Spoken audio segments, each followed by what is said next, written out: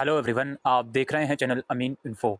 आज की इस वीडियो में हम बात करने वाले हैं, अगर आपकी ग्रेजुएशन के दौरान किसी भी सेमेस्टर में किसी सब्जेक्ट में आप फेल हो जाते हो या फिर आप एब्सेंट हो जाते हो, तो ओवरऑल मार्कशीट पर क्या ये शो होता है कि इस पर्टिकुलर स्टूडेंट की इस पर्टिकुलर सेमेस्टर में ईआर आया था।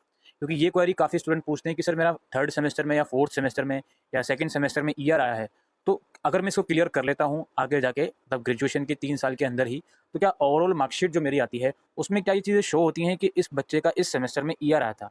इसी का मैं आपको आज की इस वीडियो में सॉल्यूशन देने वाला हूँ। तो यार सबसे पहले तो आप अपनी मार्कशीट उठाइए किसी भी सेमेस्टर की। आप चाहे ग्रेजुएट हो चुके हों तब तो अब आपकी इस चीज़ की ज़रूरत नहीं है, इस इन्फॉर्मेशन की। अगर आप पास हो फिर भी आप नॉलेज पर्पज़ के लिए देखना चाहते हो तो यू आर मोस्ट वेलकम। आप किसी भी ग्रेजुएशन की मार्कशीट उठाइए। उस मार्कशीट के अंदर आप जब अपनी सब्जेक्ट्स देखोगे तो लेफ्ट कॉर्नर पे एक स्टार मार्क लगा होता है। अब वो स्टार मार्क का क्या मतलब होता है वो समझिए। आपका किसी भी सेमेस्टर का रिजल्ट आया है, फॉर एग्जांपल आपका सेकंड सेमेस्टर का रिजल्ट आया है, तो टोटल 8 सब्जेक्ट्स आपके रहेंगे। ठीक है, 4 फर्स्ट सेमेस्टर के, 4 सेकंड सेमेस्टर के। सेकंड सेमेस्टर की जो मार्कशीट होगी उसमें 8 सब्जेक्ट रहेंगे। तो जो स्टार मार्क लगा होगा आपका, वो सिर्फ फर्स्ट सेमेस्टर के सब्जेक्ट के आगे लगा होगा। जो सेकंड सेमेस्टर के सब्जेक्ट आपके होंगे उसके आगे आपका स्टार मार्क नहीं लगा होगा। इसका मतलब ये होता है कि जिस भी सेमेस्टर का स्टूडेंट का रिजल्ट आ रहा है, उस सेमेस्टर के जो सब्जेक्ट्स होते हैं, प्लस उस सेमेस्टर के साथ अगर उसने प्रीवियस किसी सेमेस्टर के एग्ज़ाम दिए हैं, तो उन्हीं सभी सब्जेक्ट के आगे स्टार मार्क नहीं लगा होता। स्टार मार्क का मतलब बेसिकली ये होता है प्रीवियस परफॉर्मेंस।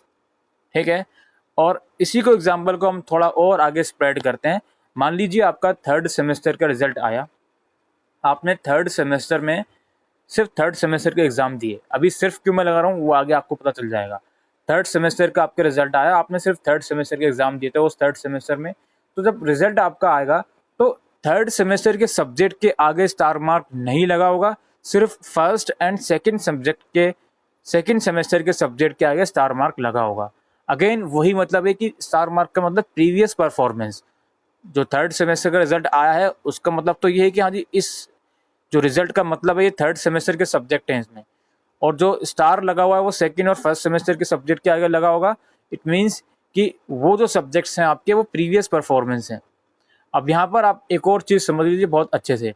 मान लीजिए आपका थर्ड सेमेस्टर का रिजल्ट आया है और आपने थर्ड सेमेस्टर के साथ कोई फर्स्ट सेमेस्टर का ईयर पेपर दिया था, या लेट्स से आपने इम्प्रूवमेंट पेपर दिया था। तो जब आपका थर्ड सेमेस्टर का जो रिजल्ट आएगा, उस रिजल्ट के अंदर जो थर्ड सेमेस्टर के सब्जेक्ट होंगे, प्लस जो आपने थर्ड सेमेस्टर के साथ फर्स्ट सेमेस्टर का कोई ईयर या इम्प्रूवमेंट का पेपर आपने दिया होगा, तो वो जो सब्जेक्ट है प्लस थर्ड सेमेस्टर के जो सब्जेक्ट हैं उसके आगे स्टार मार्क नहीं लगा होगा। तो ये आइडेंटिफाई करने वाले आइडेंटिफाई कर लेते हैं कि हाँ जी, इस सेमेस्टर की जो मार्कशीट है, इस सेमेस्टर के सब्जेक्ट में क्या आगे स्टार मार्क नहीं लगा, वो तो ठीक है, हमारी बात समझ में आती है। लेकिन अगर किसी और सेमेस्टर, किसी और प्रीवियस सेमेस्टर का अगर इस बच्चे ने थर्ड सेमेस्टर के साथ एग्ज़ाम दिया है, तो इट मीन्स इसके आगे स्टार नहीं लगा। इट मीन्स या तो वो बच्चा उस पर्टिकुलर सेमेस्टर में फेल था या इसने इम्प्रूवमेंट कर दिया। ठीक है, अब ओवरऑल मार्कशीट पे क्या फ़र्क पड़ता है ये आपको चीज़ें समझ में आ रही होंगी। इसमें मैं एक और चीज़ आपको समझाना चाहता हूँ। अब देखो यार, ओवरऑल जो मार्कशीट आती है वो 6 सेमेस्टर की आती है। अब 6 सेमेस्टर के साथ अगर कोई बच्चा प्रीवियस किसी सेमेस्टर का ईयर एग्ज़ाम दे रहा है, वो या तो सेकंड सेमेस्टर का हो सकता है या फोर्थ सेमेस्टर का हो सकता है। अब फर्स्ट या थर्ड सेमेस्टर का ईयर एग्ज़ाम तो आप 6 सेमेस्टर के साथ नहीं दोगे, ये तो ऑब्वियस सी बात है। ड्यू के अंदर रूल है कि यार और सेमेस्टर में अगर आप फेल होते हो तो वो नेक्स्ट और सेशन में ही दे सकते हो, या इवन सेमेस्टर में आप फेल होते हो तो नेक्स्ट इवन सेशन में ही दे सकते हो। तो लेट्स से कि 6 सेमेस्टर की मार्कशीट है आपकी, आपकी ग्रेजुएशन के दौरान फर्स्ट और थर्ड सेमेस्टर में या दोनों ही सेमेस्टर में ईआर या आप फेल थे, लेकिन वो जो इम्पैक्ट होगा आपका, वो जो स्टार मार्क वाली प्रॉब्लम होगी, वो 6 सेमेस्टर की एग्रीगेट मार्कशीट में शो नहीं होगी, वो होगी फिफ्थ सेमेस्टर तक की मार्कशीट में शो। क्योंकि यार फर्स्ट या थर्ड सेमेस्टर का अगर आपका ईयर का केस है तो वो दोगे तो आप ओल्ड सेमेस्टर के साथ ही, फिफ्थ के साथ ही। तो जब फिफ्थ का रिजल्ट आएगा तो उसमें शो होगा हाँ जी, फिफ्थ सेमेस्टर के रिजल्ट के सब्जेक्ट के आगे स्टार नहीं लगा होगा। और अगर उसने फिफ्थ सेमेस्टर के साथ किसी थर्ड या फर्स्ट सेमेस्टर का इम्प्रूवमेंट या ईयर का पेपर दिया होगा तो उसके आगे स्टार नहीं लगा होगा। लेकिन जो 6 सेमेस्टर का बच्चे का रिजल्ट आएगा तो उस रिजल्ट में सिर्फ 6 सेमेस्टर के सब्जेक्ट के आगे स्टार नहीं लगा होगा, बाकी तो प्रीवियस परफॉर्मेंस है ही उसकी, वो अलग चीज़ है। अब इसमें एक और चीज़ समझ लीजिए, मान लीजिए आपने 6 सेमेस्टर के साथ सेकेंड या फोर्थ सेमेस्टर का कोई सब्जेक्ट दिया है, 6 सेमेस्टर के साथ सेकेंड या फोर्थ सेमेस्टर का कोई सब्जेक्ट दिया है, हो सकता है आप उसमें फेल हो गए हो या आपने इम्प्रूवमेंट पर्पज से दिया हो। तो जब आपका 6th सेमेस्टर का रिजल्ट आएगा तो उस रिजल्ट के अंदर 6 सेमेस्टर के जो सब्जेक्ट होंगे उसके आगे स्टार मार्क नहीं लगा होगा। प्लस आपने अगर कोई फोर्थ या सेकंड सेमेस्टर का इम्प्रूवमेंट या ईयर वाला पेपर भी दिया है 6 सेमेस्टर के साथ, तो उस सब्जेक्ट के आगे भी स्टार मार्क नहीं लगा होगा। तो इस चीज़ को आइडेंटिफाई करके अगर आप अपनी मार्कशीट को जॉब इंटरव्यू के लिए जा रहे हो या किसी भी जगह दिखा रहे हो, अगर उस पर्टिकुलर इंडिविजुअल के पास इतनी नॉलेज, इतना दिमाग होगा, तो इस चीज़ से वो आइडेंटिफाई कर सकता है कि हाँ जी, इस पर्टिकुलर स्टूडेंट ने 6th सेमेस्टर के साथ किसी फोर्थ या सेकंड सेमेस्टर का भी एग्ज़ाम दिया है, सो दैट 6 सेमेस्टर की जो इसकी मार्कशीट आई है इसमें चलो 6 सेमेस्टर के सब्जेक्ट के आगे स्टार नहीं है, वो चीज़ हमें समझ में आती है। लेकिन चूंकि इसमें फोर्थ सेमेस्टर का एक ये सब्जेक्ट भी है जिसके आगे स्टार नहीं है, तो इसका मतलब ये है कि इसने 6 सेमेस्टर के साथ उस पर्टिकुलर सब्जेक्ट का भी एग्ज़ाम दिया है, और या तो वो बच्चा उस पर्टिकुलर सब्जेक्ट में फोर्थ सेमेस्टर में फेल था या एब्सेंट था या जो भी था, एग्ज़ाम नहीं दिया था, इम्प्रूवमेंट दिया है, जो भी है।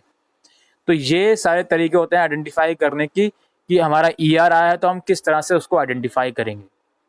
अब इसका निचोड़ समझ लीजिए, इसका निचोड़ सिर्फ ये है कि अगर आपका ऑड सेमेस्टर में ईआर है और आपने उसको क्लियर कर लिया 6 सेमेस्टर आने आने तक, तो जो एग्रीगेट मार्कशीट होगी आपकी 6 सेमेस्टर की, उसमें नहीं पता चलेगा किसी को भी कि हाँ जी इसका इस सेमेस्टर में कभी ईयर आया था, अनलेस एंड अनटिल वो सेमेस्टर वाइज मार्कशीट की आपसे डिमांड कर दे।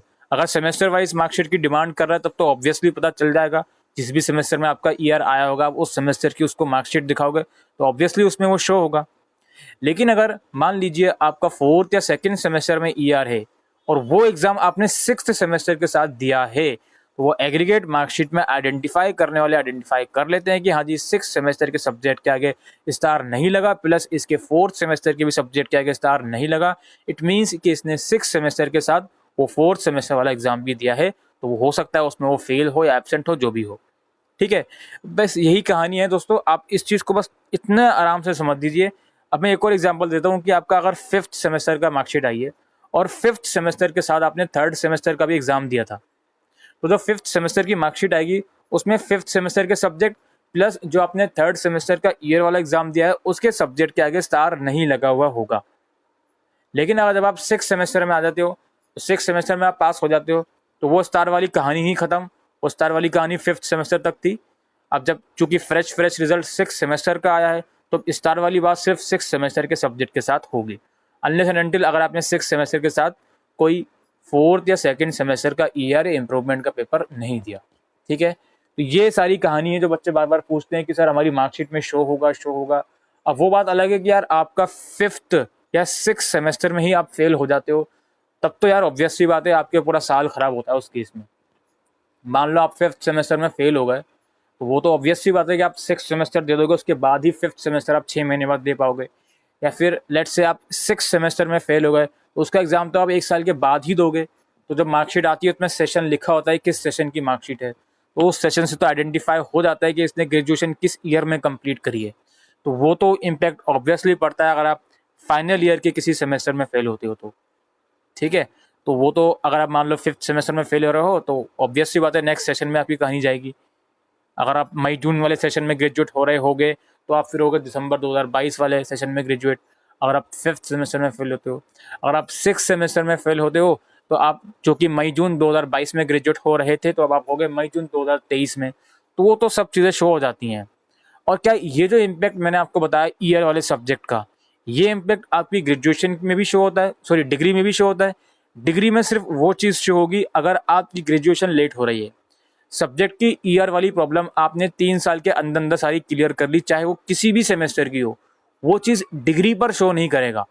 मार्कशीट की बात नहीं कर रहा हूँ मैं, यहाँ पे आप डिग्री की बात कर रहा हूँ। डिग्री पर वो चीज़ शो नहीं करेगी। लेकिन अगर आप अपना साल ही वेस्ट कर लेते हो, आपका 5th सेमेस्टर या 6th सेमेस्टर में ईयर आ जाता है, तो डिग्री पे इम्पैक्ट पड़ सकता है। मान लो आपको 2019 में कन्वोकेशन की डिग्री मिल रही हो, तो वो 2020 में मिलेगी जब आप कंप्लीट करोगे। तो जिस ईयर में आप कंप्लीट करते हो उस वो ईयर लिखा होता है डिग्री में। सिंपल सी बात है। मान लो आपने 2019 में ग्रेजुएशन शुरू करी, 2022 तक आप कंप्लीट नहीं कर पाए, 2023 में आपने कंप्लीट करी, फिर जो आपको डिग्री मिलेगी ना उसमें लिखा होगा कि एग्ज़ाम कंडक्टेड इन 2023, यानी कि इस बच्चे को बीकॉम के लिए सक्सेसफुल पाया गया in the exam conducted in 2023। ठीक है, तो ये सब चीज़ें हैं जो बच्चों के डाउट आते हैं बार बार कि सर ईआर वाले सब्जेक्ट का मार्कशीट पर या डिग्री पर क्या फ़र्क पड़ेगा। अब यहाँ पे एक साइकोलॉजिकल फैक्टर भी बहुत अच्छे से काम करता है। अब लेट से आप मार्कशीट लेके जा रहे हो किसी भी फॉर्म में इंटरव्यू के लिए, गवर्नमेंट एग्जाम में इतनी दिक्कत नहीं आएगी यार, गवर्नमेंट एग्जाम में इतनी प्रॉब्लम नहीं आएगी। हो सकता है यूपीएससी में जस्ट आप एक सवाल पूछ लें कि ये आपका एग्जाम एक आपने 6 सेमेस्टर के साथ क्यों दिया है, वो एक नॉर्मल सा सवाल ज़रूर से पूछ सकते हैं। वैसे ऐसा पूछना चाहिए नहीं पूछना चाहिए वो उनके ऊपर डिपेंड करता है। लेकिन एक साइकोलॉजिकल फैक्टर ये होता है कि अगर जो इंटरव्यूअर होगा वो आपकी जो नॉलेज होगा उसको जज करके आपको जॉब देना चाहता होगा, तो वो उस चीज़ पर उतना ध्यान नहीं रखेगा कि इस बच्चे ने ईआर एग्ज़ाम दिया है या नहीं दिया है। सिमिलरली अगर आपसे किसी जगह पर सेमेस्टर वाइज मार्कशीट की डिमांड कर दी जाए, आपसे ये कहा जाए कि आपको हर सेमेस्टर की मार्कशीट इंडिविजुअल चाहिए, तब तो भाई वो शो हो गई, ऑब्वियस सी बात है। मान लो आपका 4th सेमेस्टर में ईआर था, तब तो शो हो गई। मान लो आपका 5th सेमेस्टर में ईआर था, आप 1st से लेकर 6th सेमेस्टर की मार्कशीट लेकर जाओगे, तो एक तो मार्कशीट में आप देखोगे ना ईआर लिखा हुआ दिखेगा उसमें, तो वो चीज़ें तो होंगी आपकी। इस चीज़ से तो कोई नहीं रोक सकता। ठीक है, बाकी अगर जहाँ पर सेमेस्टर वाइज मार्कशीट की डिमांड नहीं है, सिर्फ एग्रीगेट मार्कशीट की डिमांड है, तब आपको ये देखना पड़ेगा। अगर मेरा ऑड सेमेस्टर में ईआर है तब तो कोई दिक्कत नहीं होगी मेरे को। अगर मेरा किसी और सेमेस्टर में ईआर आया था, तो अगर मुझसे सिर्फ एग्रीगेट मार्कशीट की डिमांड हो रही है, फर्स्ट और थर्ड सेमेस्टर में ईआर आया था और मैंने 5th सेमेस्टर में क्लियर कर लिया, तो एग्रीगेट मार्कशीट में तो उसका पता ही नहीं चलेगा। लेकिन अगर 2nd या 4th सेमेस्टर में ईआर आया था और उसको मैंने 6th सेमेस्टर में क्लियर करा है, तो भाई एग्रीगेट मार्कशीट में वो चीज़ दिखाई जा सकती है, दिख सकती है। ठीक है, तो यही इन्फॉर्मेशन थी जो आज मैं आपको देना चाहता था। आई होप ये वीडियो आपको यूज़फुल लगी हो, वीडियो को शेयर करिएगा। Thank you.